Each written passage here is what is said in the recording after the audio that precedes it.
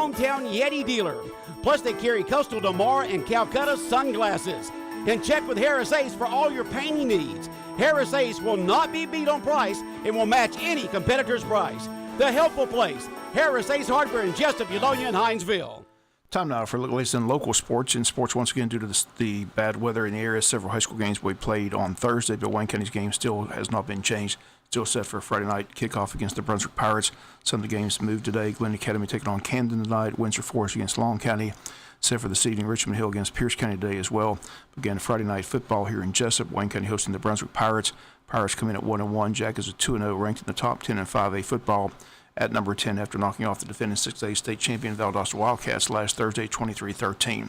Coach Cribb and the Jackets working on the holiday week, but practice on Monday.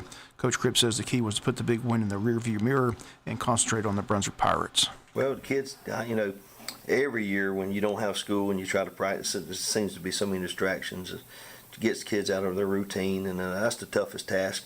But they handled it well. They came in Monday morning and worked really hard. I was a little bit surprised that they put the Valdosta behind them so quickly and focused on Brunswick. That was a great sign. So great week of practice. The kids are focused. We're getting healthier. We're getting better, and that's the key. And that's what we talk about every day. You can't be complacent. You're either going to get better or you're getting worse. So that's our choice. And so the kids seem to have chose to get better and working real hard. And I think they really value how hard we work. And I think that means something to them, and they don't look to skip. So that's a great sign of a good program, a good team.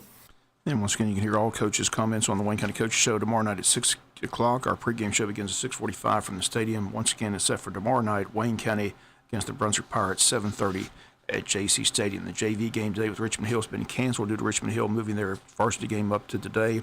They did bring their freshman team to JC Stadium to play our freshman team yesterday.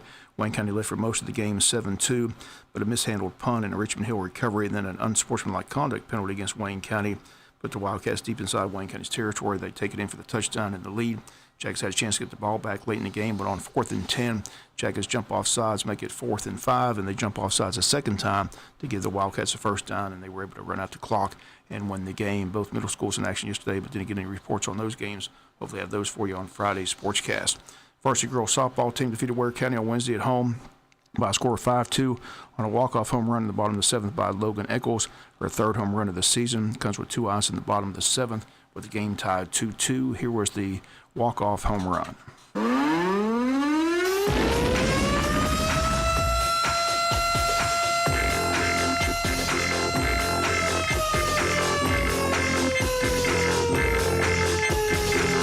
And there's a fly ball, well hit left field. It's over the head. It's out of here.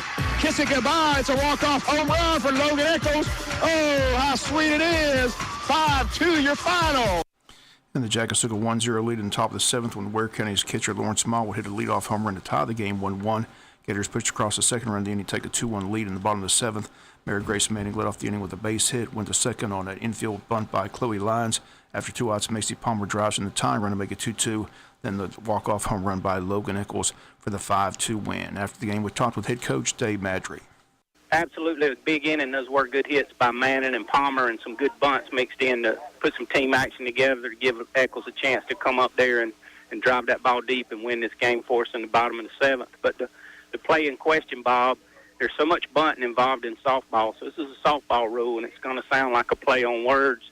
But if you think about what I'm fixing to say, it makes difference.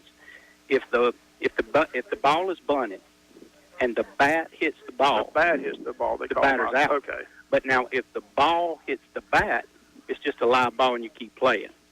Okay. So the umpire called one thing, I thought the ball. but said I thought another. I thought he was saying the ball. And I wanted to make sure he knew what he said. I thought he said the ball hit the runner and then got No. it. So I didn't know. So No. that would make it a dead ball, and that's Yeah. why the runners have to go back. And it is a dead ball out once that bat hits the bunted ball a second time, and the runners do have to go back. Okay, well, again, just a great job by the team to come back again down 2-1, but have to tip your cap to these girls. I mean, they didn't blink. They got, even with the bat, even with the call, they That's took right. away the runner at third. Played through. Macy gets the big RBI single to tie it, and Logan gets the big home run to win it. So. And again, those comments, Coach Dave Madry. Line scores in the game, Wayne County 5 runs on 8 hits, Ware County 2 runs On 8 hits, winning pitcher Shelby Cernsey. She strikes out 10 batters. Valerie Ortiz strikes out 8 Wayne County batters.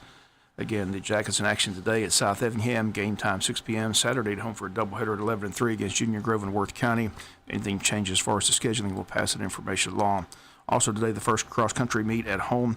School is scheduled to come in and compete. Berrien, Brantley, Brunswick, Camden, Frederick Academy, Glenn Academy, Jeff Davis, Johnson out of Savannah, Liberty and Long, McIntosh Academy, New Hampstead, Pierce, Richmond Hill, Savannah Christian, Savannah Country Day, South Effingham, Statesboro, Toombs, Ware, and of course Wayne County, the host team.